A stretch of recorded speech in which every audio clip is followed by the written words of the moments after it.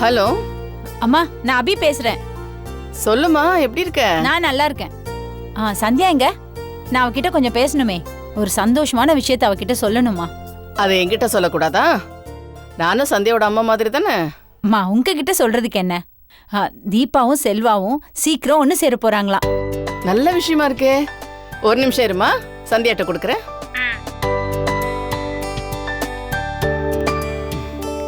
சந்தியா, இந்த போன் அபி பேசுறேன். காய்கறியை நான் பாத்துக்கிறேன், வச்சிரு. நீ போய் போன்ல பேசு. ஹலோ சந்தியா, நான் அபி பேசுறேன். உனக்கு ஒரு குட் நியூஸ். என்னக்கா? தீபாவும் செல்வாவும் ராசி ஆயிட்டாங்க.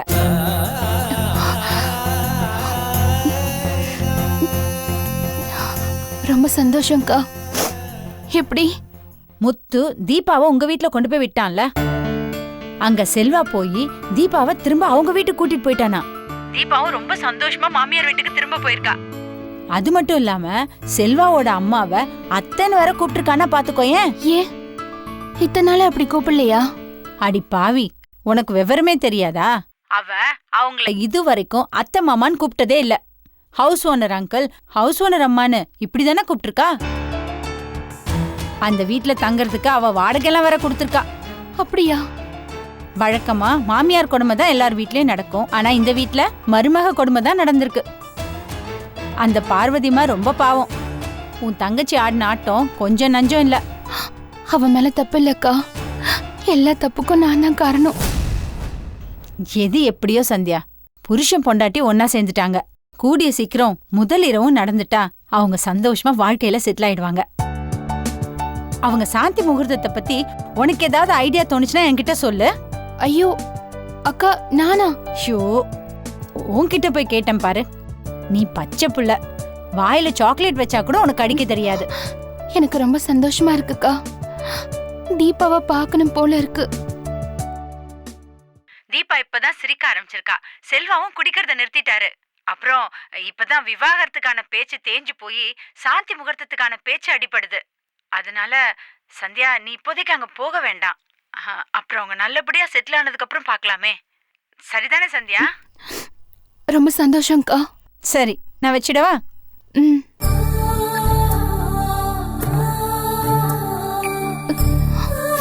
என்னாச்சு? சந்தோஷத்துல ஆரம்பிச்ச பேச்சு சோகத்துல முடிஞ்சு போச்சா? இல்லம்மா, என் தங்கச்சி தீபாவை பார்க்கணும்னு ஆசையா இருக்குன்னு சொன்ன.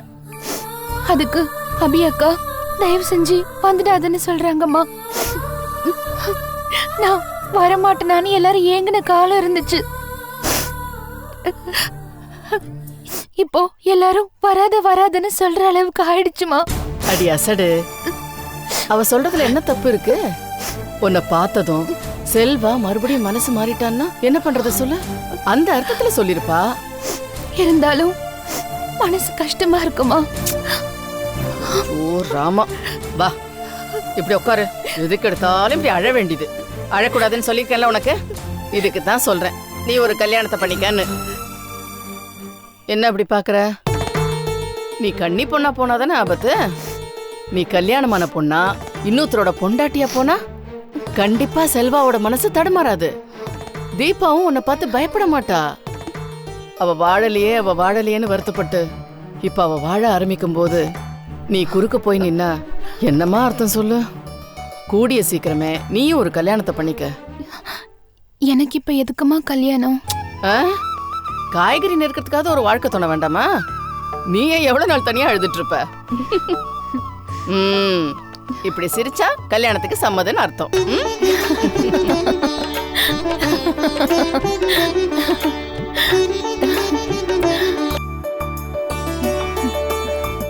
பாத்து வா ஜெயந்திமா, நீ ஒன்னும் பேசாத. இன்னைக்கு உனக்கு வளகாப்பு. இதே எங்க ஊரா இருந்தா இன்னும் நிறைய பேரை கூப்பிட்டு கிராண்டா பண்ணிருக்கலாம். இந்த ஊர்ல எங்களுக்கு யாரு தெரியும்? உங்க அம்மா தான் எங்களை கூட்டிட்டு வந்திருக்காங்க. நியாயமா? உங்களுக்கு உங்க ஊர்ல நடக்க வேண்டிய வளகாப்பு, உங்க அம்மா உங்களுக்கு வளகாப்பு செஞ்சு பார்க்கணும்னு ஆசைப்பட்டாங்க. ஆனா எனக்கு நீங்க வளகாப்பு செஞ்சு பார்க்கணும்னு ஆசைப்படுறீங்க. என் வளகாப்பு தான் பகல் கனவா ஆயிடுச்சே. யாருக்கு என்ன கிடைக்கணுமோ அதுதான் கிடைக்கும் கௌசல்யா. இப்ப அதை பத்தி என்ன பேச்சு? 嗯 ஏய், அதான் ரெடி ஆயிட்டீங்களா? அப்புறம் என்ன வளகாப்பு நடத்த வேணாமா? 嗯 சரி, நீ போய் ரெடி ஆயிட்டு வா. நான் வந்துடுறேன். ம். 嗯 ம். 嗯 ம். சீக்கிரம் வாங்க. இங்கே பேசிட்டு இருக்கீங்க.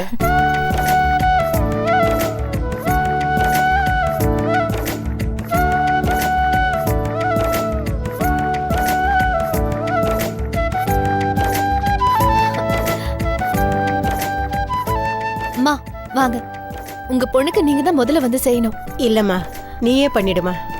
அம்மா என்னம்மா நீங்க இப்படி சொல்றீங்க? உங்க பொண்ணுக்கு நீங்க தான் முதல்ல வந்து செய்யணும். அதுக்கு இல்லம்மா, நீ சுமங்கலி பொண்ணு, நீதாம்மா பண்ணணும். அம்மா நீங்களே பண்ணுங்கம்மா. ஆ,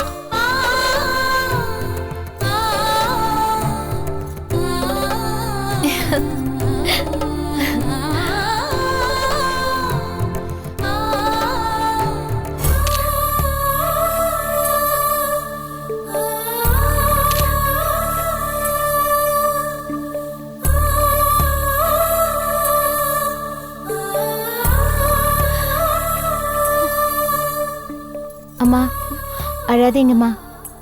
இந்த குழந்தை உங்களுக்கு தான். இந்த குழந்தைக்காக இன்னும் கொஞ்ச நாள் எல்லா கஷ்டத்தையும் தாங்கிக்கோங்க.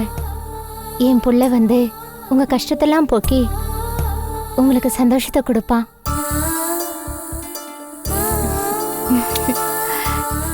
இருந்தாலும் நீங்க எனக்கு கொடுக்குற மரியாதை ரொம்ப அதிகமா. இனிமே நீ என் குடும்பத்துல ஒருத்தி, என் கூட பிறக்காத தங்கச்சி. நீ தாய் உருவத்துல வந்திருக்கிற தெய்வம். எனக்கு அப்படிதான் தோணுது. ஜெயந்தி, எல்லாரும் வெயிட் பண்றாங்க. ஆ, வாங்கக்கா.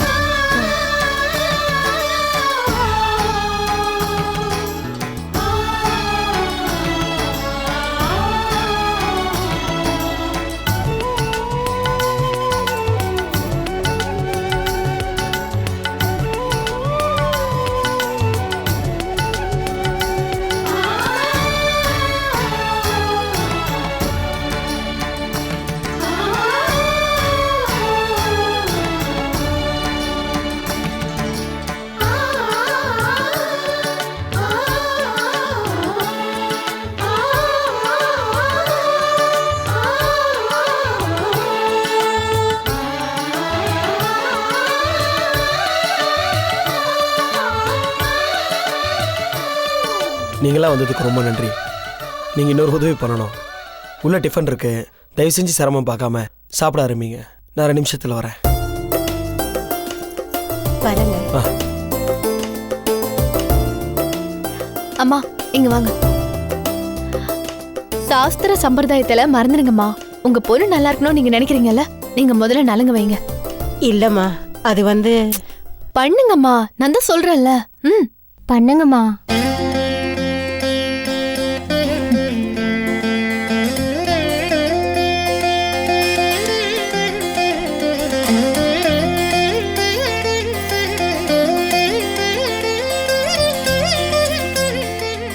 நல்லபடியா சுகப்பிரசவம் ஆகணும்.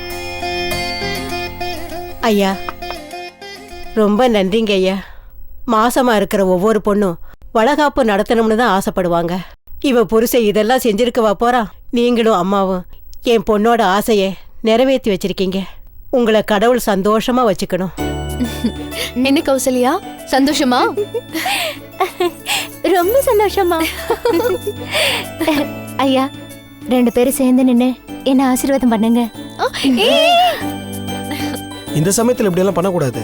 நீ தாயாக போறல, உங்க அம்மாவுடைய ஆசீர்வாதம் இருக்குல்ல, அதுவே போதும். என்னம்மா, குழந்தை வயித்துல உதைக்குது. அப்படியா? எங்க? ஆமா, எங்க பையன் உதைக்கிறாங்க. இன்னொரு 3 மாசத்துல இந்த குழந்தை நம்ம கையில இருக்கும். அப்புறம் நாள் முழுக்க கொஞ்சிட்டு தானே இருக்க போறோம். கடவுள் அருளால எல்லாமே நல்லபடியா நடக்கும். ஐயோ எனக்கு பேசிட்டே இருக்கீங்களே, போய் வந்தவங்களை கவனிங்க போங்க.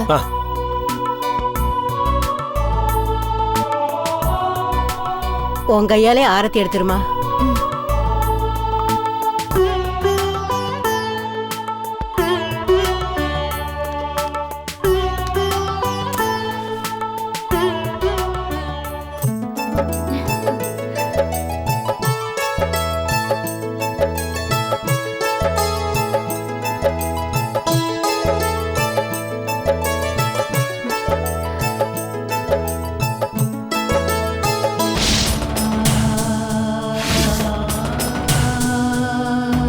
அவங்க அங்கேயே செட்டில் ஆகி 2 பேரும் ஒன்னா சேர்ந்து வாழ்றதுன்னு முடிவு பண்ணிருக்காங்க. இனி என் சொத்து முழுசும் இளவரசிக்கு தான் சொந்தம், சுப்பிரமணி மட்டும்தான் எனக்கு சொந்தம்னு மகா உங்ககிட்ட சொல்ல சொன்னாங்க. மேடம் மேடம் மேடம் ரொம்ப லேட் ஆயிடுச்சுங்க மேடம். ஆமா, எல்லா விஷயத்திலயும் ரொம்ப லேட் ஆயிடுச்சு. அரசனையும் பகைவனையும் ஓரளவுக்கு மேல நெருங்க விடக்கூடாது, நாமளும் நெருங்க கூடாது. அடுத்தவங்கள ரொம்ப நெருங்கினதும் அவங்கள அளவுக்கு அதிகமா நம்பினதும் என்னோட தப்புதான். இந்த ஞானோதயம் எனக்கு ரொம்ப லேட்டா தான் வந்திருக்கு. மேடம் நீங்க என்ன சொல்றீங்கன்னு எனக்கு சத்தியமா புரியல. ஆனா மணி ராத்திரி 10 ஆயிடுச்சு மேடம். ஆஃபீஸ் வேற க்ளோஸ் பண்ணணும். வீட்டுக்கு போங்கன்னு சொல்றீங்களா? இல்லை மேடம், வீட்டில் பாப்பா உங்களுக்காக காத்துக்கிட்டு இருப்பாங்க, அதான் சொல்ல வந்தேன்.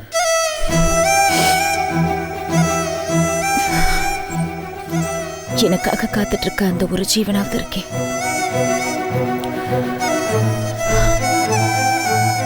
நான் போறேன் குமார், ஒரேடியா வீட்டுக்கு போறேன். இனிமே இங்க வரமாட்டேன். Good bye.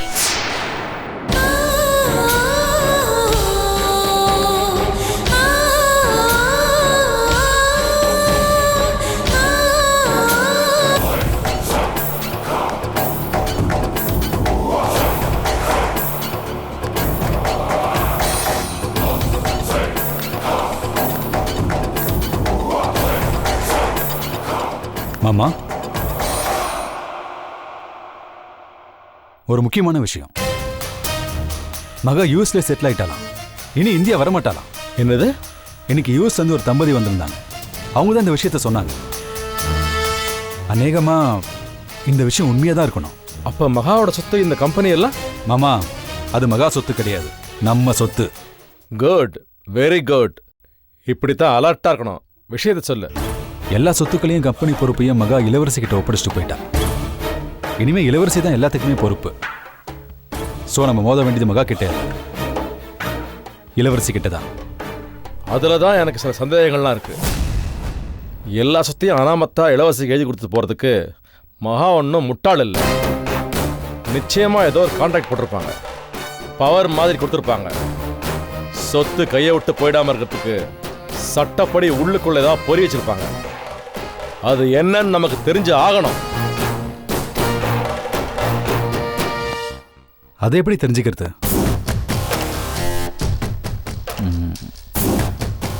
மாமா, மகாவோட சொத்து பிரச்சனையை சமீபத்தில் சொர்பன்ற லாயர் தான் தீர்த்து வச்சாரு. அவரை வளைச்சு போட்டா? அதுக்கு அவசியமே இல்லை ஷாம். கையில சாவி இருக்கும்போது சுத்தியில எடுத்து பூட்டை எதுக்கு உடைக்கணும்? அதாவது நீ ஏன் இன்னும் இளவரசி கம்பெனிக்கு வேலைக்கு போகாம இருக்க? அவதான் உன்னை வளவீசி தேடிட்டு இருக்காளாமே. அங்க போனா அது வந்து பிரஸ்டீஜ் ப்ராப்ளம் மாமா. ஏய், இப்ப நமக்கு வீரியம் முக்கியம் இல்லடா, காரியம் தான் முக்கியம். மகா இளவரசிக்கு என்ன மாதிரி திரும்ப கொடுத்துருக்கா, அந்த பத்திரங்கள் என்னென்ன, அதுல என்ன எழுதியிருக்கு அப்படிங்கிற உண்மை நமக்கு தெரிஞ்சாகணும். அதுக்கு நீ இளவரசி ஆஃபீஸ்க்குள்ள நுழையிறது தான் ஒரே வழி. யோசிக்க ஒண்ணு இல்ல ஷாம், இளவரசிக்கு நிச்சயம் சந்தேகம் வராது. இன்னொரு பக்கம் அவ உன்னை ரொம்ப நம்புறா, இன்னொரு பக்கம் அவ தான் புருஷனை இழந்து ரொம்ப பலகீனமான நிலைமையில இருக்கா. இந்த மாதிரி நேரத்துல அவளை தோக்கடிச்சு வீழ்த்துறது ரொம்ப சுலபம். சரி மாமா, அந்த இளவரசியை நான் பாத்துக்கிறேன்.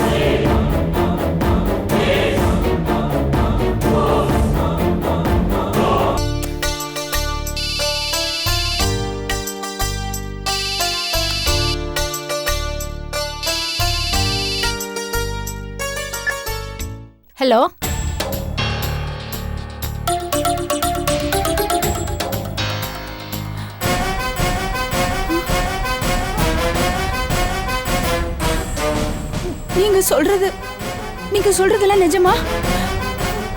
ஐயோ, என்னால நம்ப முடியலங்க. இப்படி கூட இந்த உலகத்துல நடக்குமா?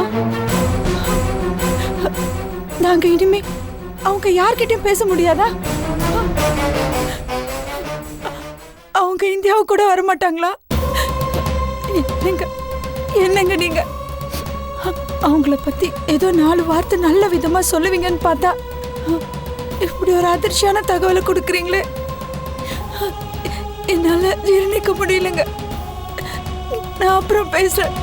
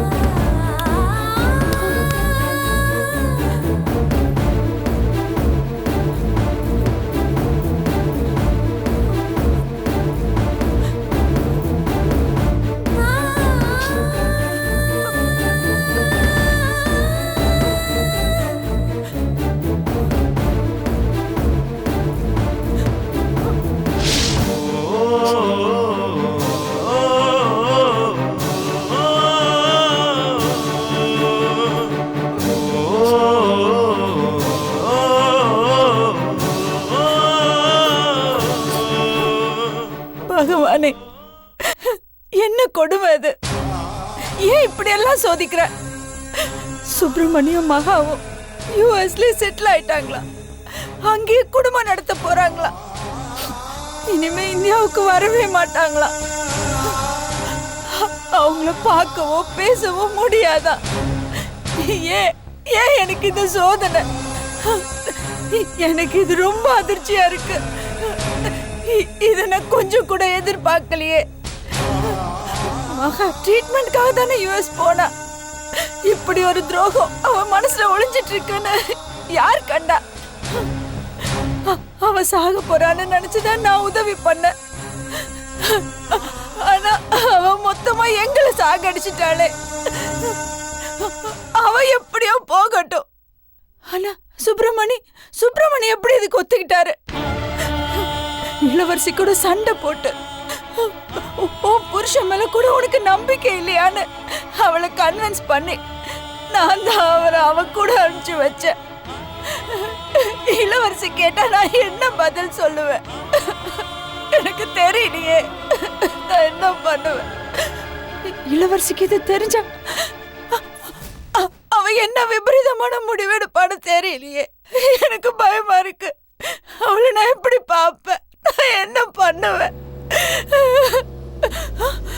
ஐயோ, அவ வந்துட்டா போல இருக்கே. அவளை எப்படியாவது சமாளிக்கணுமே. எப்படி சமாளிக்க போற எனக்கு ஒண்ணுமே புரியலையே.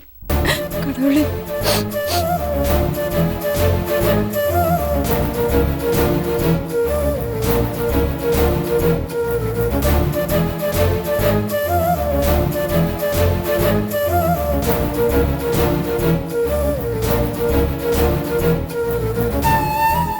இளவரசி, என்ன இன்னைக்கு இவ்ளோ லேட்டா வர? வேலை ஜாஸ்தியா? நானே உனக்கு ஃபோன் பண்ணலான்னு தான் இருந்தேன். சரி, நான் உனக்கு இட்லி ஊற்றி வைக்கட்டுமா, தோசை ஊற்றட்டுமா? எனக்கு எதுவும் வேண்டாம், என்ன டிஸ்டர்ப் பண்ணாத. ஏன், என்னாச்சு? சாப்பிடலங்கிற? உன்கிட்ட ஒன்று சொல்லணும்னு இருந்தேன், மறந்துட்டேன்.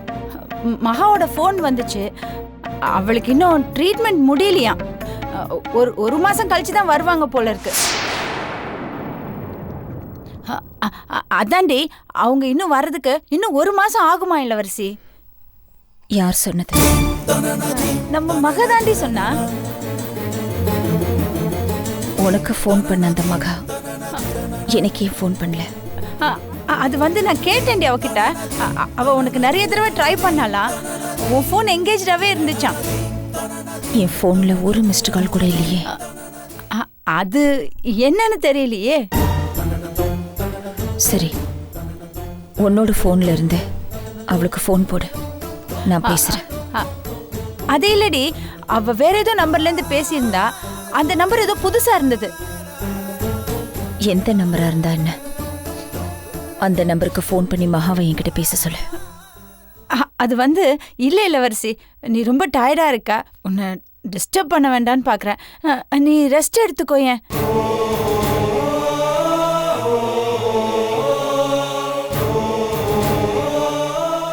சொன்ன பொய்யெல்லாம் முடிஞ்சுதா?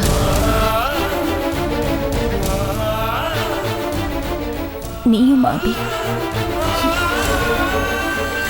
இளவரசி, நீயும் மாபி என் புருஷன் மகா மாதிரி ஏமாத்துற. அப்போ உனக்கு இந்த விஷயம் தெரியும்? இல்ல இளவரசி, அப்படியெல்லாம் எதுவும் இருக்காது. எனக்கு போன்ல ஏதாவது தப்பா தகவல் சொல்லியிருப்பாங்க. உனக்கு போன்ல வந்த இடி எனக்கு நேர்லயே வந்துடுச்சு.